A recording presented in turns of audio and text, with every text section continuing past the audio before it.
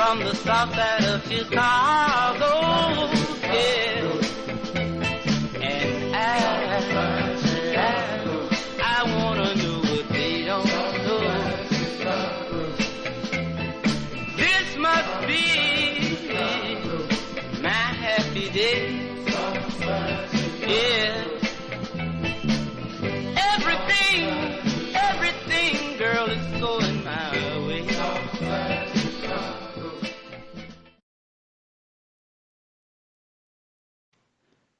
Fear, hatred, racism. Chicago, 1919. The Chicago race riot was a riot that occurred throughout the Red Summer of 1919. The riot is considered the spark of the Red Summer and was caused by the murder of Eugene Williams. Williams, a 17-year-old African American, was swimming in Lake Michigan until he drifted into an area typically used by whites. White people saw Williams swimming and started stoning him to the point where he drowned. After his murder, the police did not arrest or even prosecute the man that black witnesses held responsible. Crowds began to grow at the scene, and tensions also arose.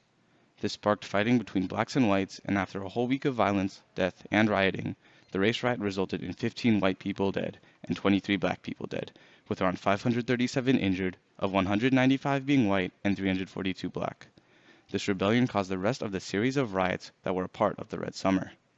This was also one of the first occurrences of the black community fighting against the unjust racial norms of white oppression, and following this uprising, a century of activism followed, challenging racism and social inequality.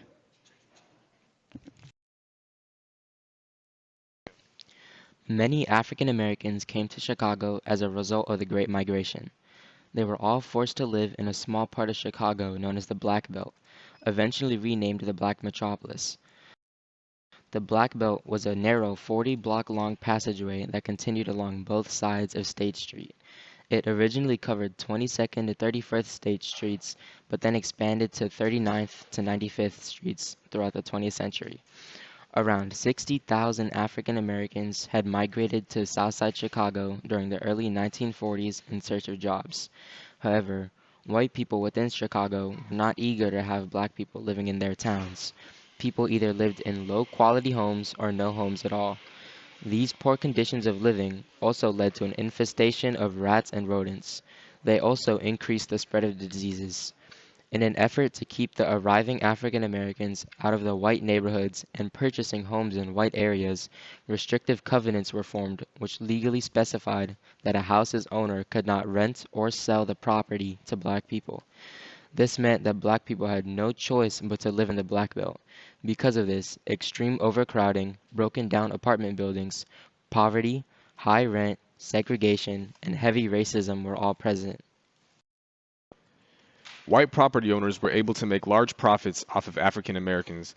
Banks would create red lines around unpopular neighborhoods and deny mortgages to new residents migrating to Chicago. Black Chicago residents responded to this oppression by protesting and filing lawsuits. Despite this, people of color still had no choice but to accept these unfair residential conditions. They could acquire houses for a low down payment, but the speculators would demand an astronomically high monthly payment. Black families would also have to sign an installment contract that left the title to the house in the speculator's possession. A family could be evicted for the smallest violation of the housing agreement. They couldn't afford to leave the area or go to a more sanitary and larger neighborhood. Also, they were not able to leave their ghetto because every other area was the living space of a different race. This was known as racial zoning or redlining. It was used to restrict African Americans from specific communities and from preventing them from living in white communities. Laws like this became more common. Unemployment, poor housing options, poverty, crime, and overcrowding all led to frustration with the denial of equality and citizenship rights for African Americans, not just in Chicago, but throughout the United States. This frustration from social injustice led to numerous riots, movements, and housing campaigns later on. Urban renewal in Southside Chicago consisted of public efforts in restoring and strengthening its declining cities. Although these efforts were intended to provide better housing for African Americans in the area, they received a backlash of racism and discrimination that strayed them further from their goals. Demolition, slum removal, and rehabilitation of neighborhoods were the major aspects that urban renewal was focused on. Local and state legislations assisted these focuses in putting them into action. Although the black community of Southside Chicago needed urban renewal in their neighborhoods more than white people did, the University of Chicago took lead in the urban renewal of Hyde Park. In 1958, the city had approved a renewal plan for Hyde Park after the Southeast Chicago Commission had removed the worst areas of decayed neighborhoods and prevented white people from moving out of urban areas. By 1970, the university, alongside many other public agencies, had invested around $100 million in the area, with the addition of $300 million provided in private funds. This removal of black neighborhoods and replacing them with better housing for white people helped concentrate the African American population into one general area. This was known as Negro removal. Between 1948 and 1963, around 50,000 families and 18,000 black individuals were displaced. Old neighborhoods were terminated, and new ones faced racial pressures. The city tried containing the growth of African American living space and packed them into a centrally located group of public housing. Segregation became a public policy, which was acknowledged by the courts in deciding the 1966 suit brought by the Chicago Housing Authority. Around 99% of the residents of the Chicago Housing Authority were black. So when did housing covenants end? In mid-1945, Martin Luther King Jr., James Bevel, and Al Raby led the Chicago Freedom Movement. The movement was intended to challenge racially biased housing segregation, education disparities, income differences, racial biased employment, and other forms of systematic oppression in Chicago. King's family moved to a slum in Chicago to bring awareness of the housing conditions that African Americans lived in.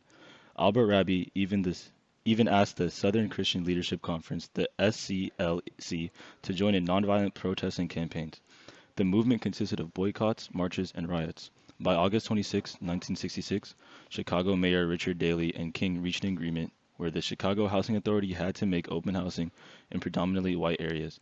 The Mortgage Bankers Association also agreed to make mortgages available to all races. Years after the movement, on April 4, 1968, Martin Luther King Jr. was assassinated.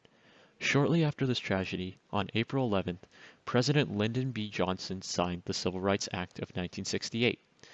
In this act was the Fair Housing Act that expanded on previous acts and prohibited discrimination concerning the sale, rental, and financial of housing based on race, religion, national origin, and sex, and as amended, handicap and family status. During the Chicago Freedom Movement, Congress had considered the act, but didn't have a strong majority. President Johnson utilized the tragedy on MLK Jr.'s passing to urge Congress approval. The president saw the passing of this act as a fitting memorial to the legacy of Martin Luther King Jr. Over the last 100 years, the South Side has endured many more riots, which have helped transform it into a new society. However, Chicago is still subject to crime, and today, the South Side is made up of a population of around 750,000 people, 93% of them being African American. The South Side's crime rates are also 162% higher than the national average. Although riots have caused changes that still affect society to this day, racism and hatred towards people of color are still present. An example of this is the Black Lives Matter riots and protests of 2020. The death of George Floyd shows how we as humans still need to change our ways in order to build a more peaceful and less discriminatory society. We are the Six Pack, and thank you for watching.